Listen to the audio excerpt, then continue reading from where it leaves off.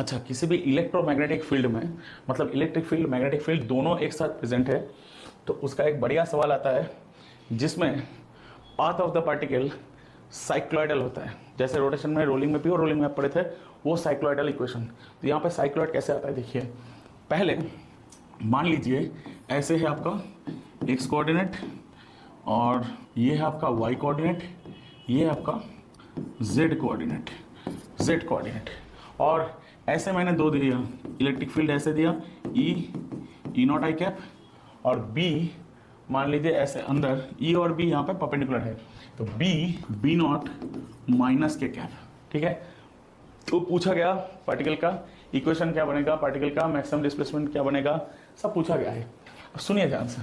सबसे पहली बात, बी जिस तरफ डायरेक्टेड होगा बॉडी का मोशन उसके साथ परपेंडिकुलर होगा। मतलब बॉडी बी इसमें कैसे है, जेड एक्सिस में, माइनस जेड एक्सिस में, तो पार्टिकल किस प्लेन में घूमेगा, एक्स वाई प्लेन में घूमेगा। ठीक, इतना तो हमको समझ में आता है। तो मान लेते हैं v x i v y j, ये मैंने मान लिया। तो लॉरेंज फोर्स के हिसाब से नेट लॉरेंज फोर्स क्या है, क्या q e plus q v cross b, ऐसे। तो यहाँ पे एफ क्या बन गया, q e naught i cap plus q v x i v y j cross minus b naught k cap. ये बन गया f q e naught i cap q v x b naught i cross k, i cross minus के, i cross के हो जाता है minus जे, उसका minus मतलब सिर्फ जे, और v y b naught j cross k i, उसके पहले एक माइनस मतलब माइनस आई कैप। यहाँ तक तो अपने को आया। तो यहाँ पे देखिए एफ क्या बन जाएगा, एफ बन जाएगा q e naught i cap plus q v x b naught j cap minus q v y b naught i cap. तो अगर अपन आई कैप को कॉमन लेते हैं, तो आई कैप को कॉमन लेते हैं तो q e not minus q v y b not, और यहाँ पे जे कैप को कॉमन लेंगे तो q v x b naught j cap. बहुत बढ़िया। तो एक्सेलरेशन क्या आया, एक्सेलरेशन आ गया एफ बटा एम, मतलब हो गया यहाँ पे क्यू बटा m e not minus v y b naught i cap plus यहाँ पे q by m v x b naught j cap. तो एक्सेलरेशन के दो कंपोनेंट, ये आपका एक्स कंपोनेंट मतलब ये ए एक्स और ये ए वाई। तो ए एक्स बन गया मेरा, ए एक्स बन गया q by m e not minus v y b not, और वाई बन गया मेरा q by m v x b not. इसको अपन लिख देते हैं d v x d t, ये d v y d t. बहुत बढ़िया। अब थोड़ा इसको छोटा कर लेते हैं, चलिए मैं इसको थोड़ा उठा लेता हूँ ऐसे। यहाँ पे देखिए, तो यहाँ पे ए एक्स और ए वाई से सॉल्व करके सब निकालेंगे। तो ए एक्स मेरा ये आ गया, मैं अगर उसको वापस डिफरेंशिएट करूँ, मतलब मैं अगर d d x of d v x d t बनाऊँ, तो ये डिफरेंशिएट होकर क्या बनेगा, ये बनेगा क्यू बटा एम बी नॉट, पहले एक minus d v y d t.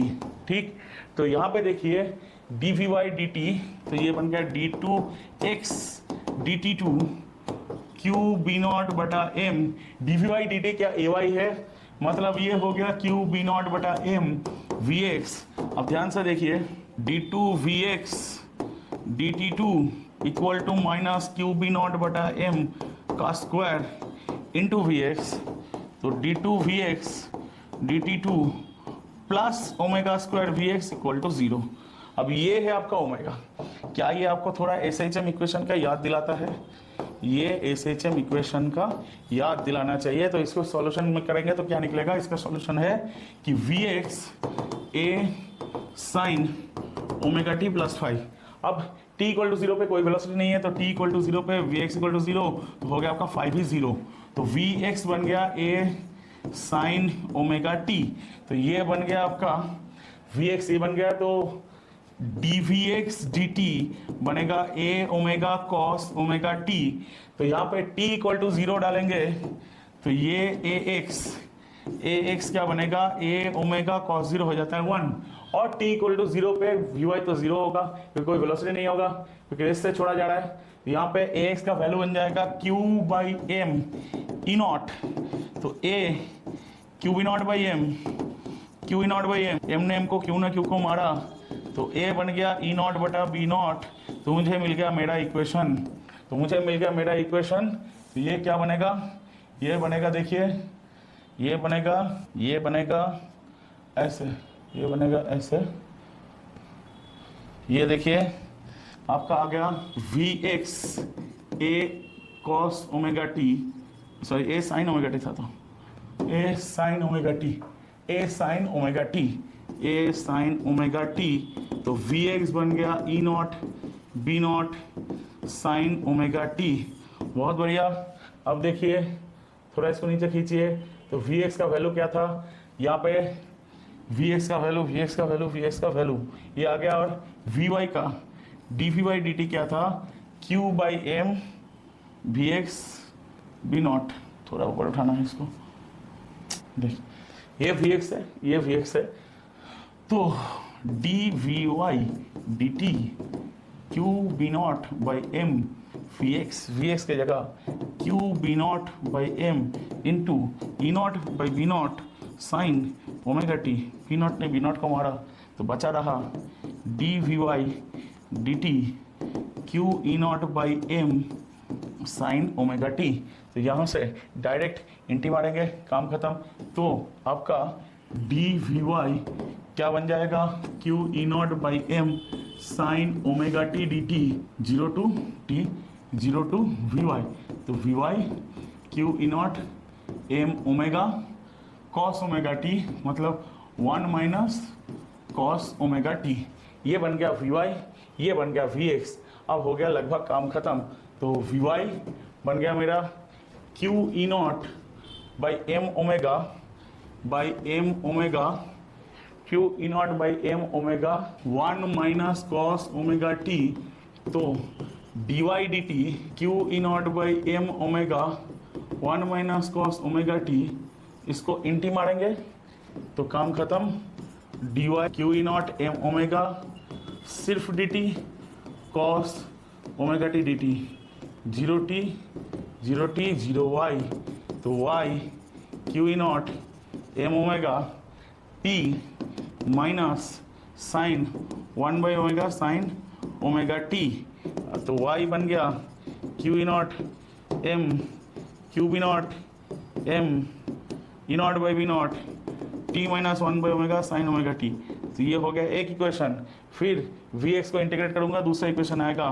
तो मैं डायरेक्ट लिख देता हूँ x e not by b not sine omega t d t, 0 to t e not by b naught. ये हो गया नीचे एक ओमेगा, ये हो गया 1 माइनस कॉस ओमेगा टी। अब थोड़ा ध्यान से ये दोनों रिजल्ट को थोड़ा देखिएगा तो आपको अच्छा लगेगा, समझ में आ जाएगा कि मैं बोलना क्या चाह रहा हूँ कि साइक्लॉइड क्या है।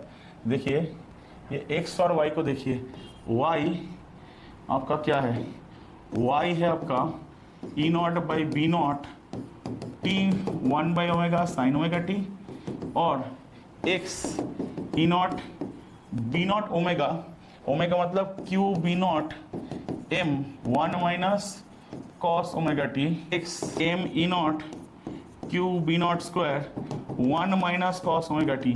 ये स्टैंडर्ड फॉर्म से साइक्लॉइड का। देखिए ध्यान से देखिए, टाइम के साथ y बढ़ते ही जा रहा है और x बढ़ते बढ़ते घटेगा क्योंकि ये कॉस फंक्शन है, यहाँ पे 1 है, मतलब ये ग्राफ कुछ ऐसे दिखता है। ये x है, ये y है, ऐसे ऐसे ऐसे ऐसे ऐसे। अब ये x का मैक्स क्या बनेगा, ये एडोप का सवाल आपको मिल जाएगा। x मैक्स क्या बनेगा, देखिए cos का मैक्सिमम वैल्यू है आपका 1, तो वो हो जाएगा 0 और मिनिमम वैल्यू है -1, तो यहाँ पे 1 1 होके x का मैक्स क्या बनेगा, x का मैक्स बनेगा x max m e not by Q b not square 1 + 1 2। ये इंपॉर्टेंट सवाल है, एडोप का सवाल है, ठीक है।